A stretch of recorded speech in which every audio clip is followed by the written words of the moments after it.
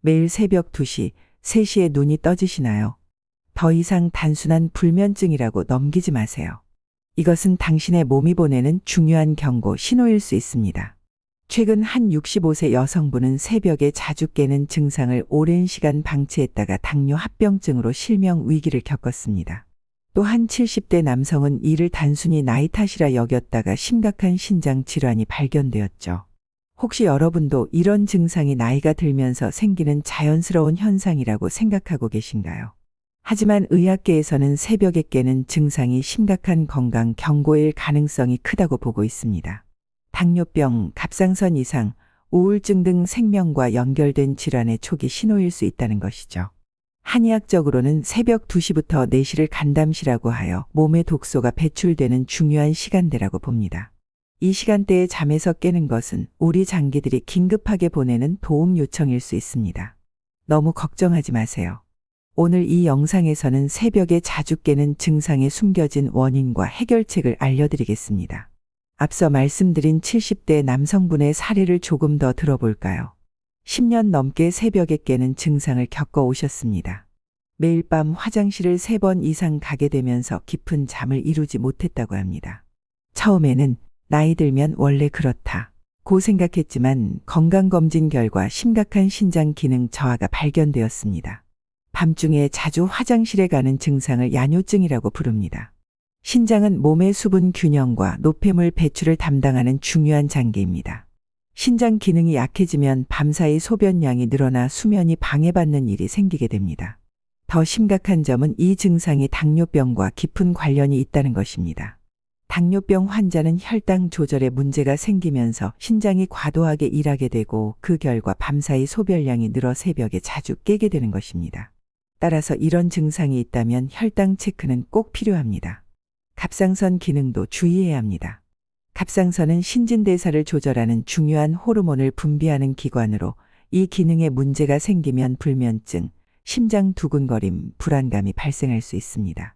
이런 증상들이 새벽에 깨는 빈도를 높이고 건강 전반에 부정적인 영향을 미칠 수 있습니다. 그렇다면 이런 증상이 나타났을 때 우리는 무엇을 해야 할까요?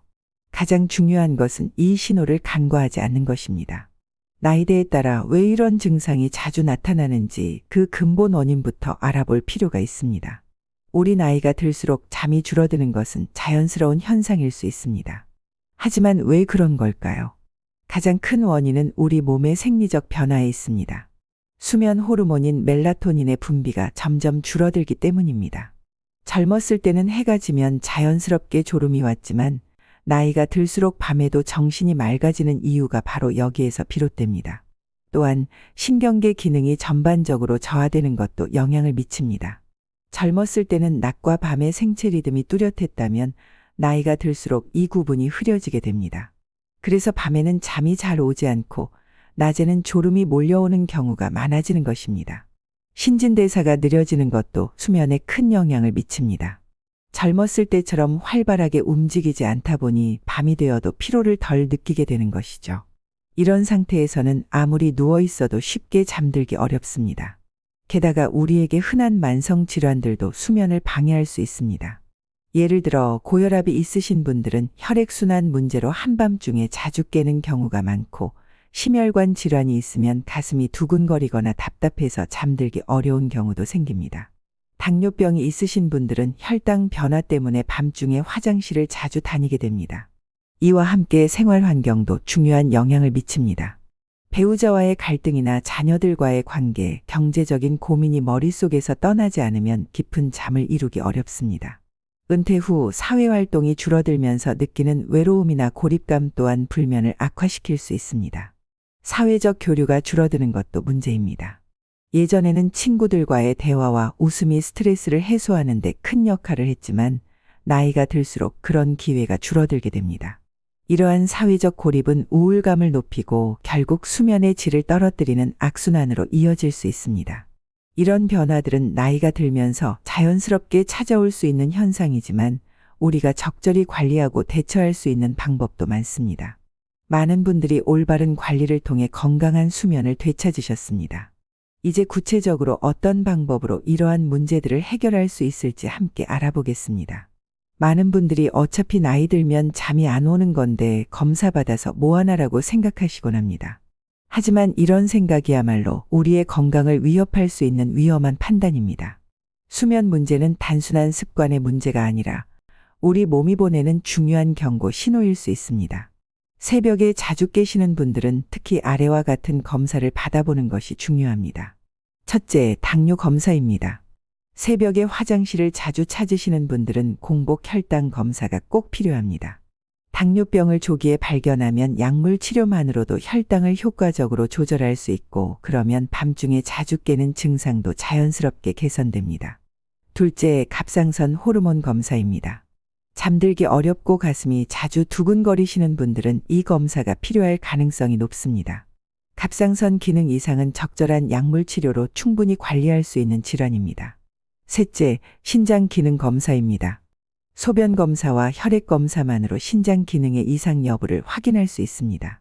특히 이 모든 검사가 국민건강보험공단에서 제공하는 일반 건강검진에 포함되어 있다는 점은 꼭 기억해 두셔야 합니다. 조기 발견의 가장 큰 장점은 수면 문제뿐 아니라 다른 건강 문제도 미리 예방할 수 있다는 점입니다. 예를 들어 당뇨병을 초기에 발견하면 신장 질환이나 심혈관 질환 같은 심각한 합병증을 방지할 수 있습니다. 고혈압 역시 초기에 발견하면 뇌졸중이나 심장병의 위험을 크게 줄일 수 있습니다. 제가 아는 한 60세 여성분도 수면 문제로 검사를 받으셨다가 초기 당뇨병을 발견하셨습니다. 덕분에 심각한 합병증으로 이어지기 전에 적절한 관리를 시작하셨고, 지금은 혈당을 잘 관리하며 숙면을 취하고 계십니다. 이런 검사들은 반드시 전문의와 상의하에 진행하셔야 합니다. 의사 선생님들은 단순히 검사 결과만 확인하는 것이 아니라 생활 습관과 건강 상태를 종합적으로 고려하여 정확한 진단을 내리기 때문입니다. 건강검진은 단순히 병을 발견하는 것을 넘어 여러분의 전반적인 건강과 삶의 질을 개선할 수 있는 시작점입니다. 그렇다면 과연 어떤 수면이 우리 건강에 가장 이상적일까요? 다음으로는 전문가들이 말하는 좋은 수면의 기준에 대해 함께 알아보겠습니다. 과연 어떤 수면이 좋은 수면일까요? 우리는 흔히 잠만 자면 되지라고 쉽게 생각하지만 사실 수면은 단순히 피로를 푸는 시간이 아닙니다. 수면은 우리 몸의 세포가 재생되고 면역력이 강화되며 낮 동안 쌓인 독소가 배출되는 매우 중요한 시간입니다. 미국 심장학회에서는 수면의 질을 결정하는 5가지 기준을 제시했습니다. 첫째, 매일 밤 7시간에서 8시간 정도의 충분한 수면을 취하는 것입니다. 이는 뇌가 하루 동안의 정보를 정리하고 기억을 강화하기 위해 필요한 최소한의 시간이라고 합니다. 둘째, 수면제 없이도 자연스럽게 잠들 수 있어야 합니다. 수면제에 의존하게 되면 깊은 잠에 도달하기 어려워지고 시간이 지날수록 더 많은 양이 필요해질 수 있습니다. 셋째, 밤중에 자주 깨지 않고 혹시 깨더라도 다시 쉽게 잠들 수 있는 상태가 되어야 합니다. 잦은 각성은 수면의 질을 떨어뜨리고 다음 날의 피로로 이어지기 쉽습니다. 넷째, 아침에 일어났을 때 개운함을 느낄 수 있어야 합니다. 이는 우리 몸이 충분히 회복되었다는 신호입니다. 마지막으로 이러한 상태가 일주일에 최소 5일은 지속되어야 합니다. 불규칙한 수면은 생체 리듬을 무너뜨려 다양한 건강 문제를 유발할 수 있기 때문입니다. 흥미로운 연구 결과가 있습니다. 이 5가지 기준을 지키며 잠을 자는 사람들은 그렇지 않은 사람들보다 수명이 더 길다는 사실이 밝혀졌습니다. 매일 7시간 이상 충분히 잠을 잔 사람들은 평균적으로 남성은 4년 7개월, 여성은 2년 4개월을 더 살았다고 합니다. 이는 금연이나 규칙적인 운동으로 얻을 수 있는 수명 연장 효과와 비슷한 수준입니다. 더 나아가 심장병이나 뇌졸중과 같은 심혈관 질환으로 인한 사망 위험이 21% 낮아졌고 암으로 인한 사망 위험도 19% 감소했습니다. 이는 좋은 수면이 단순히 피로를 해소하는 것을 넘어 생명을 지키는 강력한 방패 역할을 한다는 것을 보여줍니다. 여기서 가장 중요한 비결은 바로 규칙적인 수면 패턴입니다. 매일 같은 시간에 자고 일어나는 습관은 생체 시계를 안정시키고 잠들기를 더 쉽게 만들어줍니다. 특히 우리 나이대에는 이러한 규칙적인 수면 습관이 치매 예방과 기억력 유지에도 큰 도움이 된다고 합니다. 그렇다면 어떻게 하면 좋은 수면을 취할 수 있을까요? 많은 분들이 이 질문을 하실 텐데요. 걱정하지 마세요. 다음으로는 양질의 수면을 위한 구체적인 실천 방법들을 하나하나 자세히 알아보도록 하겠습니다. 수면은 하루를 새롭게 시작하는 기초이자 우리의 몸과 마음이 재충전되는 가장 소중한 시간입니다. 그렇다면 어떻게 하면 더 깊은 숙면을 취할 수 있을까요? 제가 지금부터 소개할 방법들은 연구를 통해 효과가 검증된 것들로 오늘 밤부터 바로 실천하실 수 있는 내용입니다. 첫 번째는 낮 동안의 가벼운 운동입니다. 67세 박희수님은 매일 아침 30분씩 동네를 한 바퀴 걷는 것만으로도 20년 동안 시달렸던 불면증에서 벗어나셨습니다. 헬스장에 가지 않아도 괜찮습니다. 걷기나 태극권 같은 가벼운 운동으로도 충분히 효과를 보실 수 있습니다. 단, 밤 8시 이후의 운동은 오히려 숙면을 방해할 수 있으니 피하시는 것이 좋습니다. 두 번째는 저녁 식사 관리입니다.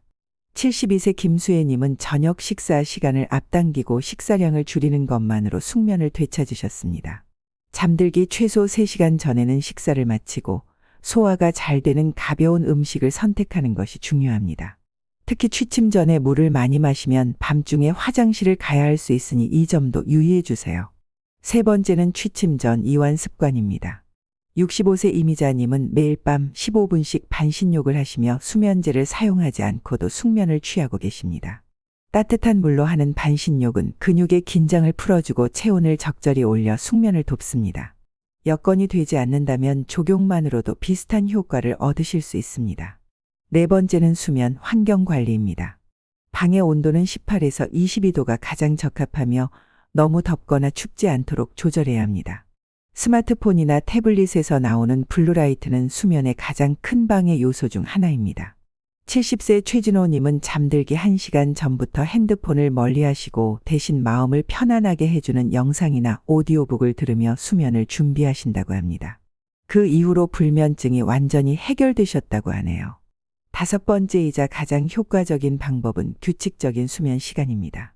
매일 같은 시간에 자고 일어나는 습관을 들이는 것이 숙면의 핵심입니다. 69세 장미라님은 이 방법 하나만으로도 새벽에 깨는 일이 없어지셨고 30년 만에 처음으로 깊은 잠을 경험하셨다고 합니다. 여러분 꼭 기억하세요. 이 5가지 방법은 전혀 어렵지 않습니다. 오늘 밤부터 하나씩 시작해 보세요. 일주일만 실천하셔도 달라진 수면의 질을 경험하실 수 있을 겁니다. 혹시 이런 방법들로도 충분하지 않은 분들을 위해 우리 선조들이 오랫동안 사용해온 전통 한방 수면법도 준비했습니다. 다음으로는 그 특별한 방법들을 함께 알아보도록 하겠습니다.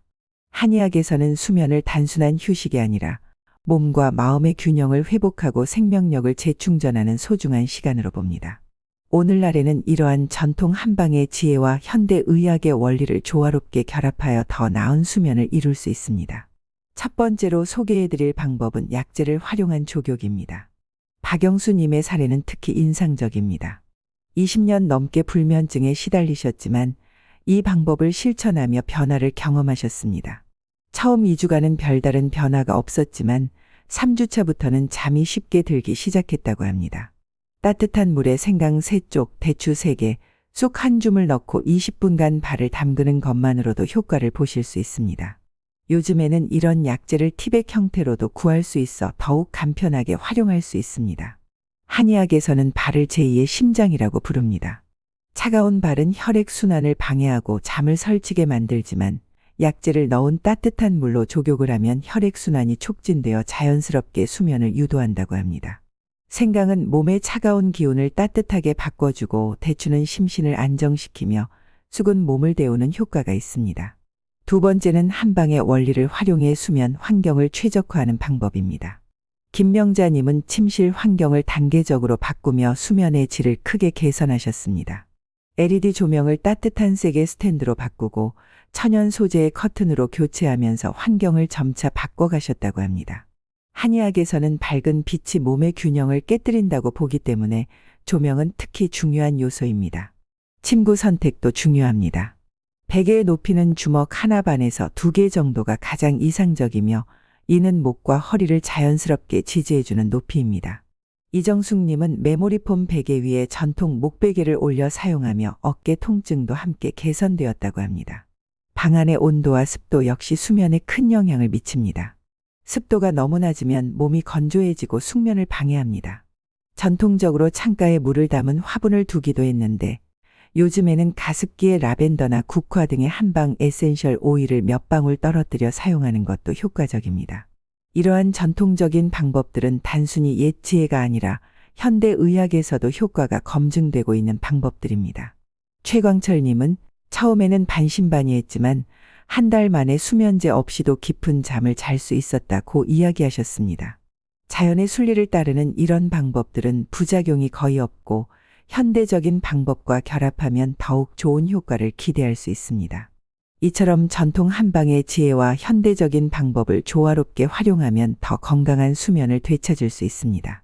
실제로 이런 방법들로 수면 문제를 극복하신 분들의 이야기를 들어보시면 더욱 공감이 가실 텐데요. 갱년기로 3년간 새벽잠을 이루지 못했던 정미경님은 처음에는 수면제에 의존하셨다고 합니다. 하지만 족욕과 한방차를 함께 활용하시면서 점차 자연스러운 숙면을 되찾으셨습니다. 이제는 새벽까지 한 번도 깨지 않고 아침까지 푹 자요. 이런 날이 올 줄 몰랐어요라고 기뻐하셨습니다. 교대 근무를 하시는 김진수님의 사례도 주목할 만합니다. 불규칙한 근무로 잠들기가 어려웠지만 주치의의 조언으로 아침 햇빛을 쐬는 것이 중요하다는 점을 알게 되셨습니다. 퇴근 후 잠들기 전에 아침빛과 비슷한 보조 조명을 사용해보니 수면의 질이 크게 향상되었다고 하십니다. 특히 밤중에 화장실 때문에 잠을 설치시는 분들도 많으신데요. 박영자님은 저녁 6시 이후로 수분 섭취를 줄이고 취침 전에 가벼운 요가로 방광 근육을 이완시키는 운동을 실천하셨습니다. 덕분에 밤중에 화장실에 가는 횟수가 확 줄었다고 하시네요. 물론 이분들 모두 처음부터 쉽지는 않으셨습니다. 나이 들면 다 그런 거지라고 체념했지만 포기하지 않고 하나씩 시도하며 자신에게 맞는 방법을 찾으셨습니다. 그렇게 꾸준히 노력한 끝에 편안한 잠을 되찾으신 것입니다. 스트레스로 인해 잠들기 어려우셨던 황수님은 자기 전에 따뜻한 우유 한 잔을 마시고 조용히 산책하는 시간을 가지셨습니다. 걸으면서 하늘을 보고 깊은 숨을 쉬다 보면 마음이 차분해져요. 이제는 그게 습관이 되어서 빼먹으면 오히려 잠이 안 와요라고 말씀하셨습니다. 여러분도 보시다시피 좋은 잠을 위한 방법은 정말 다양합니다. 나이가 들면서 겪는 여러 수면 문제들에 대해 체념하지 마시고 여러분에게 맞는 방법을 하나씩 찾아보세요. 이제 마지막으로 오늘 나눈 이야기들을 통해 얻은 지혜를 함께 정리하며 마무리하도록 하겠습니다. 오늘 우리가 나눈 이야기들을 통해 잠을 잔다는 것이 단순한 휴식이 아니라 얼마나 소중한지 다시 한번 생각하게 됩니다. 하루의 끝은 다음 날을 준비하는 시간이며 좋은 잠은 우리 몸과 마음에 줄 수 있는 가장 큰 선물입니다. 새벽에 자주 깨시는 분들, 이것이 단순히 나이 탓이 아닐 수 있다는 점을 꼭 기억해 주세요. 이는 우리 몸이 보내는 중요한 신호일 수 있으니 건강검진을 통해 확인하시고 전문의와 상담하시길 권합니다. 오늘 소개해드린 다양한 방법들은 정답이라기보다는 여러분을 위한 선택지입니다. 족욕이 도움이 되는 분도 계시고 가벼운 운동이 적합한 분도 계실 겁니다.